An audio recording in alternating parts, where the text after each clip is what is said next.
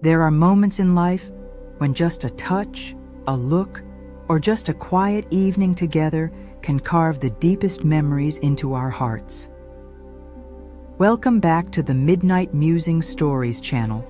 Continue watching the story titled Destined Love Story, Episode 3. A touch of winter, a trace of love. Tonight, the story will go deeper into a love that begins to blossom and a home that begins to feel like forever. The scent of cinnamon lingered in the air as Thomas stood by the window, watching snowflakes dance outside. Inside the little wooden cabin, warmth bloomed from the flickering fireplace, painting golden shadows across the walls. Yet none of that warmth could compare to the quiet comfort of seeing her again. Emily, wrapped in a wool blanket, her eyes closed, resting on the couch. The days had flown since their first dance under the winter lights.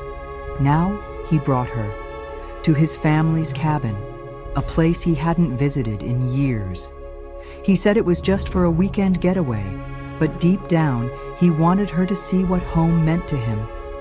Or maybe he was already trying to make her part of that meaning. As she stirred, slightly, Thomas turned away from the window and made his way toward her. He knelt beside the couch, gently brushing a lock of hair from her cheek. Emily's lips curved into a soft smile without even opening her eyes. "Were you watching me sleep again?" she murmured. He chuckled, whispering, "Maybe. But can you blame me?"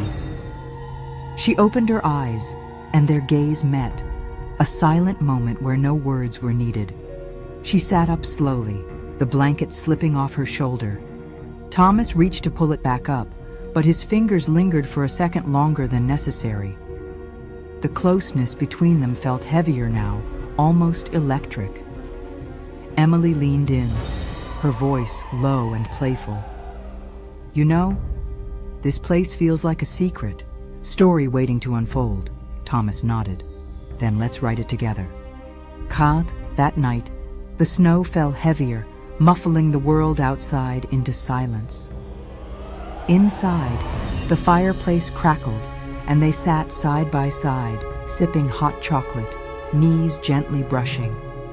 Laughter came easily, as did the soft glances, the comfortable silences, the way their hands eventually found each other without a word. "I used to sit here with my mom," Thomas said softly, staring into the flames. "She'd tell me stories until I fell asleep right on that rug." Emily leaned her head on his shoulder. "I'm glad you brought me here." There was a pause, a silence filled with heartbeat echoes. Then Emily turned her face slightly, her lips brushing against his jaw, lightly at first, then lingering longer. He turned to her, surprised, but not resisting. Their eyes locked again, and in a moment that felt like a snowfall caught in slow motion, he leaned in. Their first kiss by the fire was soft, tentative, yet deep with unspoken longing. His hand cupped her cheek as she pulled him closer. There was no rush, only warmth and slow-burning intensity. A trail of kisses followed, along her jawline, down her neck, as she tilted her head back, breathing him in. Her hands slipped beneath his sweater, fingertips grazing skin, drawing shivers. He gently guided her to the rug before the fireplace, laying her down in the soft glow. They moved slowly, like a tender waltz, one heartbeat answering another. Clothes fell away like melting snowflakes. His touch was reverent, hers exploratory.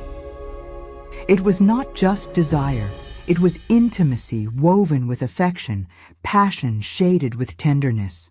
And when they finally came together, it wasn't wild, it was soulful. Skin against skin, breath against breath, hearts tangled like old poetry. The firelight danced on their bare forms, and nothing existed outside that cabin but the sound of snow falling and two lovers discovering a language older than words.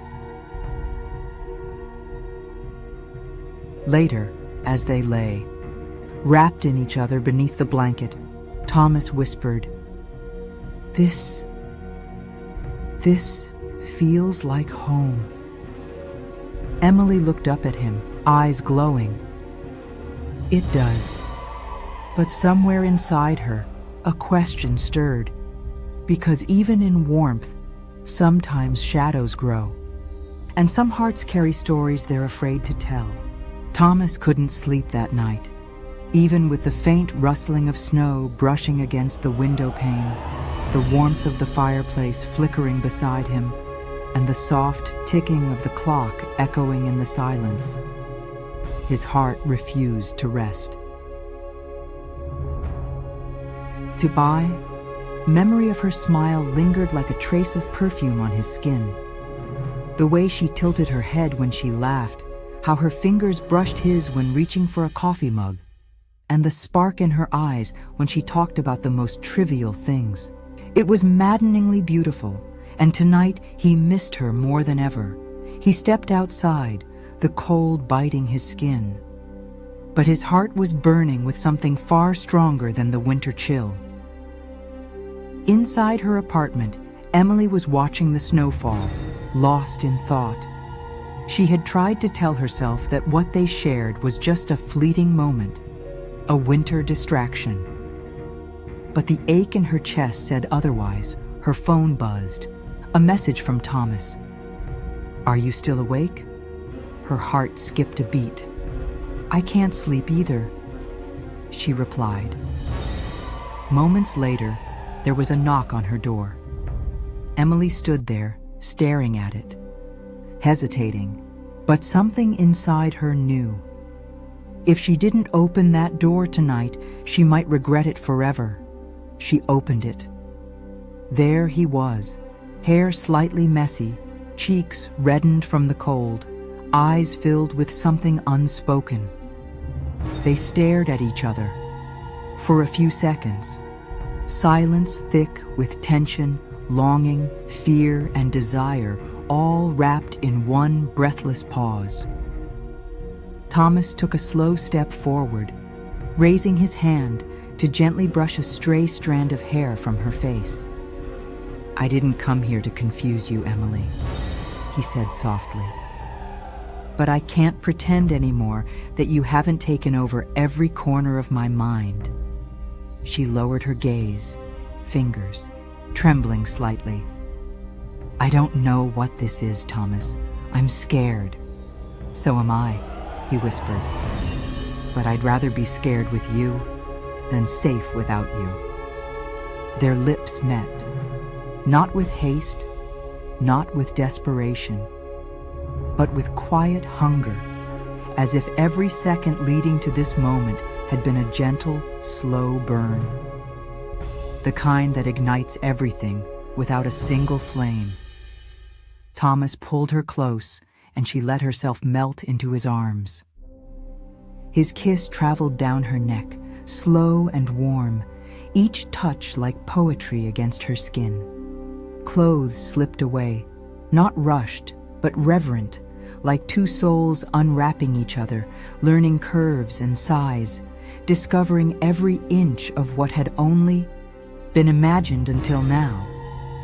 The flicker of candlelight danced across their bodies, as if time itself paused to witness the intimacy unfolding in whispers and gasps. He whispered her name like a vow, and she held him like he was the only thing tethering her to this world. They didn't make love like strangers testing waters. They made love like artists painting their first masterpiece, slowly, passionately, with every brushstroke speaking what words could not. And when the storm outside grew heavier, they found refuge in each other, tangled in warmth, breathless and speechless, with hearts speaking louder than voices ever could. Later, they lay beneath the blanket, skin against skin, fingers interlaced.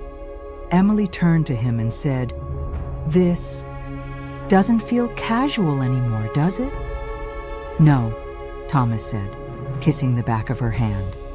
It feels like the beginning of something that might ruin me completely, or save me entirely. She smiled, eyes glistening. Maybe it'll be both. The room was quiet again, but this time, it wasn't empty. It was filled with the quiet hum of connection, the soft exhale of trust, the tender ache of a love just beginning to bloom. The sun peeked through the curtains, casting a warm hue over tangled sheets and soft breaths. Thomas stirred awake, his arms still wrapped around Emily, their bodies nestled like puzzle pieces that finally found their place. She was still sleeping, her bare back rising and falling gently with each breath, her face calm, lips slightly parted. And Thomas couldn't take his eyes off her. He brushed his fingertips along her shoulder, like tracing the edge of a dream he didn't want to wake up from. Last night still lingered in his mind. The slow kisses, the desperate whispers, the fire between their bodies, and the way she trembled beneath his touch. But even more than that, it was the way she held him afterward, with silence that said, "I'm not running." He kissed her shoulder gently and whispered, "Good morning." Emily stirred, slowly turning to face him, hair tousled, eyes half-lidded with sleep and affection. "Morning," she murmured, smiling faintly. "I like waking up next to you," he said. "You say that now," she teased. "Wait until I steal all the blankets." They laughed quietly, heads resting close together. And in that moment, the world outside didn't exist. But paradise is often fragile, and reality always knows how to knock at the door when you least expect it. That evening, Thomas invited Emily to a small dinner party at his house. Just a few close friends. He wanted her to see more of his world, to feel like she belonged in it. At first, everything was warm and lighthearted. Music, wine, laughter echoing through the room. But then, something shifted. One of Thomas's old friends, Clara, walked in unexpectedly. She was elegant, confident, and her eyes narrowed slightly the moment she saw Emily. There was a history between Clara and Thomas, unspoken, unfinished. Emily sensed it the moment Clara leaned in to greet him. Just a little too close, just a little too familiar. And Thomas? He hesitated. Not much, but just enough for Emily to notice. Throughout the night, Clara kept finding ways to insert herself, subtle remarks, lingering touches on Thomas's shoulder, reminiscing about old times that only she and he shared. Emily felt like a stranger in the room, an outsider to stories she didn't belong to. She tried to hide it with polite smiles and nods, but her heart was tightening with each minute. That warmth she felt in the morning was now slowly being replaced by doubt. Later, when everyone had left, Emily stood by the window, arms crossed, staring out into the night. Thomas approached her, wrapping his arms around her from behind. "You've been quiet," he said softly. "Should I not be?" she replied, her voice low but calm. He sensed it instantly. "It's about Clara." Emily turned to face him. "I'm not jealous of your past, Thomas. I felt invisible. Tonight." "You're not," he said, cupping her face. "You're the only one I see." "But you hesitated," she whispered. "When she showed up, something in your eyes changed." Thomas sighed. "We had history, but it ended a long time ago. You have to trust me." She nodded, but her eyes said otherwise.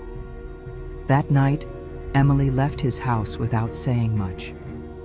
She didn't want to fight. She just needed space to breathe. Days passed. Texts became shorter. Calls became rarer. Both of them were caught in a whirlwind of emotions they didn't know how to manage. Thomas missed her deeply, her laughter, her scent, her voice, but he was unsure how to reach out without sounding defensive. Emily, on the other hand, was drowning in her own doubts. Was it too fast?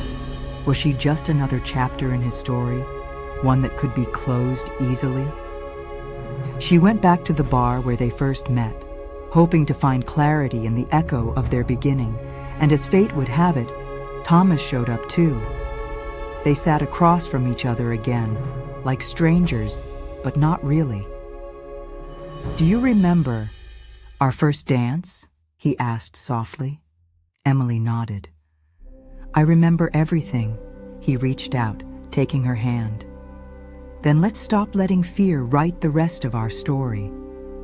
She looked into his eyes, hesitant but hopeful. "Then tell me honestly, Thomas, are you still haunted by what was?" He shook his head. "I'm haunted by the thought of losing you." Later that night, in a quiet hotel room where they sought refuge from the world, they made love again. Not out of passion alone, but out of longing and healing. This time, it was slower, deeper. She straddled him gently, their bodies swaying in rhythm, their eyes locked in silent conversation. Her lips grazed his neck as he held her tighter, his hands memorizing every inch of her skin. It wasn't just bodies seeking pleasure. It was hearts begging for reassurance, for a promise they couldn't yet say out loud. Their breaths tangled.